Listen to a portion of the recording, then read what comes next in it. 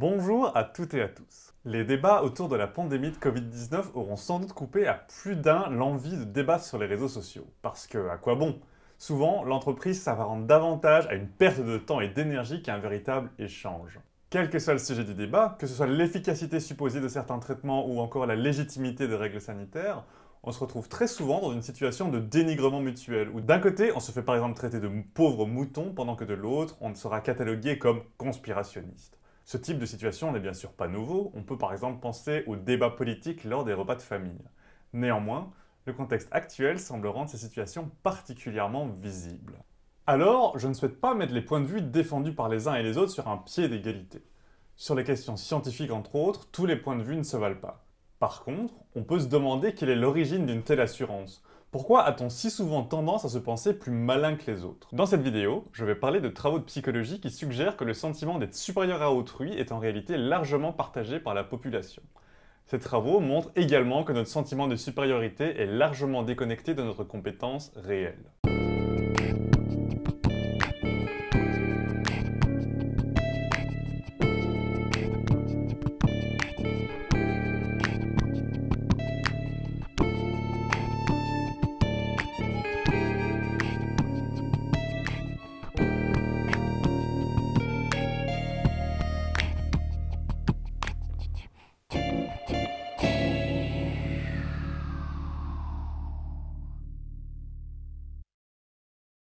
Des études scientifiques se sont penchées sur notre sentiment, souvent illusoire, il faut le dire, de supériorité. De nombreuses recherches ont par exemple mis en évidence le très amusant et robuste effet meilleur que la moyenne, ou better than average effect en version originale. C'est un effet qui peut être résumé comme suit. Lorsqu'on demande à un individu de se comparer à une personne moyenne sur un domaine de compétence ou sur un trait, par exemple l'intelligence, eh bien, cet individu aura tendance à se juger supérieur à cette personne moyenne. À l'échelle collective, cela se traduira par exemple par une population qui, dans sa majorité, a l'impression d'être plus intelligente que la moyenne, ce qui est un peu étonnant quand on y réfléchit. Ainsi, dans une étude de 2020, un millier de participants états-uniens estimaient en moyenne leur propre QI à 124. Pour vous situer, un QI de 124 vous place plus ou moins dans le tiers le plus intelligent de la population. Or, la moyenne de QI réelle de cet échantillon était de 102, ce qui est très proche de la moyenne de la population générale. Notez que cet effet ne s'observe pas juste pour l'intelligence, il s'observe aussi pour de nombreuses dimensions socialement désirables.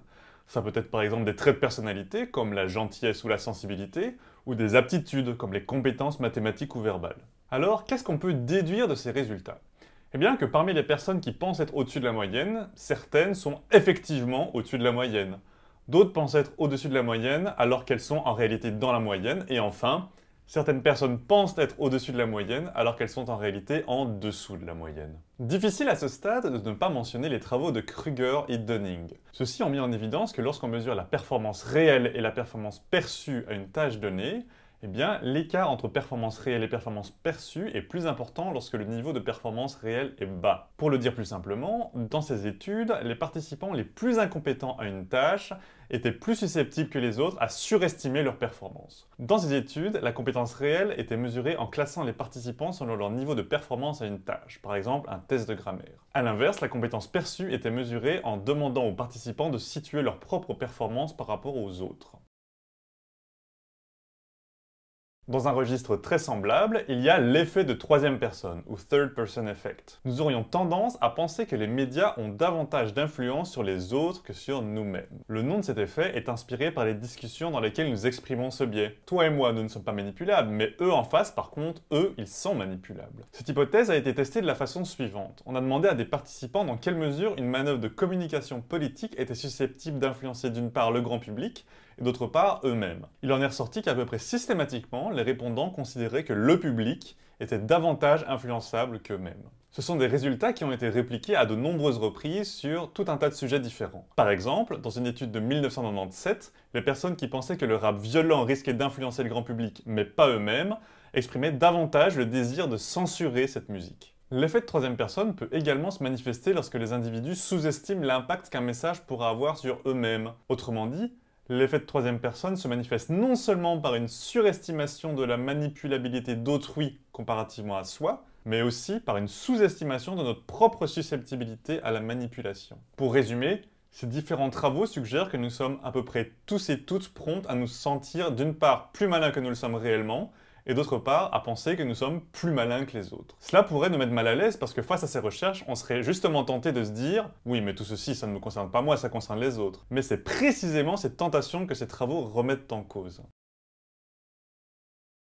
Alors ici, on va se limiter aux explications de l'effet meilleur que la moyenne et Dunning-Kruger. L'effet de troisième personne étant assez proche de l'effet meilleur que la moyenne, les explications proposées sont également assez semblables. Concernant l'effet meilleur que la moyenne, comme pour l'effet de troisième personne, il existe globalement deux catégories d'explications. L'une motivationnelle, c'est-à-dire liée à nos motivations, et l'autre cognitive, c'est-à-dire liée à la manière dont notre cerveau traite l'information. L'explication motivationnelle de ces biais est probablement la plus intuitive. C'est celle d'un biais de valorisation de soi. Selon cette approche, les individus seraient motivés à entretenir une image positive d'eux-mêmes afin de protéger leur estime de soi, quitte à ce que cette image ne soit pas très réaliste. En faveur de cette interprétation, on peut mentionner que l'effet meilleur que la moyenne est davantage observé lorsque les participants se comparent à autrui sur des qualités importantes en termes d'évaluation de soi que lorsqu'ils se comparent sur des qualités qui sont moins importantes. Par exemple, l'effet s'observe davantage lorsqu'on demande aux participants de se comparer à autrui sur leur honnêteté ou leur gentillesse que lorsqu'on leur demande de se comparer à autrui sur le fait d'être une personne minutieuse. Dans le même ordre d'idée, l'effet meilleur que la moyenne est plus fort quand les sujets s'évaluent sur des qualités que sur des défauts. D'autres auteurs proposent des explications non pas motivationnelles mais cognitives, c'est-à-dire centrées sur le traitement de l'information. Selon cette approche, l'effet meilleur que la moyenne pourrait s'expliquer par le fait qu'en toute logique, nous avons davantage accès à notre propre expérience, à nos capacités, nos actes, nos valeurs, etc., qu'à l'expérience d'autrui. De ce fait, la comparaison avec autrui serait de façon disproportionnée basée sur la perception de nos propres qualités comparativement à celles d'autrui. En faveur de cette interprétation, on peut mentionner que l'effet meilleur que la moyenne s'observe d'autant plus lorsque les tâches effectuées par les participants sont subjectivement perçues comme faciles. A l'inverse, on tend à ne pas observer cet effet, voire observer un effet pire que la moyenne, c'est-à-dire un effet inverse à l'effet meilleur que la moyenne, lorsque les tâches sont jugées difficiles par les sujets. Par exemple, le fait d'être un bon acteur. La saillance de notre propre expérience, le fait qu'on se dit que la tâche est difficile ou facile, nous amènerait à négliger le fait qu'autrui sera également susceptible de trouver la tâche difficile ou facile. L'explication serait donc liée à un traitement biaisé de l'information. Concernant l'effet Dunning-Kruger, l'explication classique et controversée est celle d'un déficit de métacognition chez les personnes les plus incompétentes à la tâche ou à l'aptitude évaluée. La métacognition, ça désigne notre capacité à analyser et comprendre notre propre fonctionnement mental, à penser notre propre pensée. La métacognition renvoie notamment, mais pas seulement, à notre capacité à prendre conscience de nos erreurs de raisonnement et à ajuster notre fonctionnement en conséquence. Ainsi, selon cette interprétation, les personnes les plus incompétentes ne disposeraient même pas des ressources métacognitives nécessaires pour prendre conscience de leur incompétence. Elles sont ignorantes de leur ignorance. Les biais cognitifs ont énormément de succès dans la vulgarisation scientifique aujourd'hui. Aussi, je pense qu'avant de conclure, il est très important de souligner les limites de ces travaux. Tout d'abord, il serait faux de conclure que se croire supérieur à la moyenne reflète nécessairement un défaut de rationalité. Premièrement, il faut souligner qu'il s'agit d'une erreur collective, car de nombreuses personnes qui pensent être au-dessus de la moyenne ont effectivement raison. Deuxièmement, l'immense majorité des dimensions sur lesquelles les êtres humains s'évaluent et se comparent entre eux ne sont pas objectives. Chaque individu aura sa propre définition de ses vertus socialement valorisées, ancrées dans leur propre vécu. Ces variations dans les interprétations personnelles de ce que c'est par exemple que l'intelligence sont totalement gommées dans les études que nous vous avons présentées. L'intelligence sera réduite au QI ou la compétence sera réduite à une performance à un test et à une place dans un classement. Ensuite, il nous semble également important de mentionner que l'interprétation de l'effet Dunning-Kruger fondée sur le déficit de métacognition est fortement controversée. Certains auteurs ont notamment montré que les résultats de Kruger et Dunning pouvaient s'expliquer par deux phénomènes combinés. Une propriété statistique appelée la régression à la moyenne et un simple effet meilleur que la moyenne. Je ne vais pas développer cela ici en détail car c'est un peu technique, mais retenez simplement que les résultats des études de Kruger et Dunning peuvent très bien s'expliquer sans passer par l'idée que les incompétents sont ignorants de leur incompétence. De façon plus générale, ces travaux centrés sur l'individu et ses biais peuvent amener à négliger l'importance du contexte social.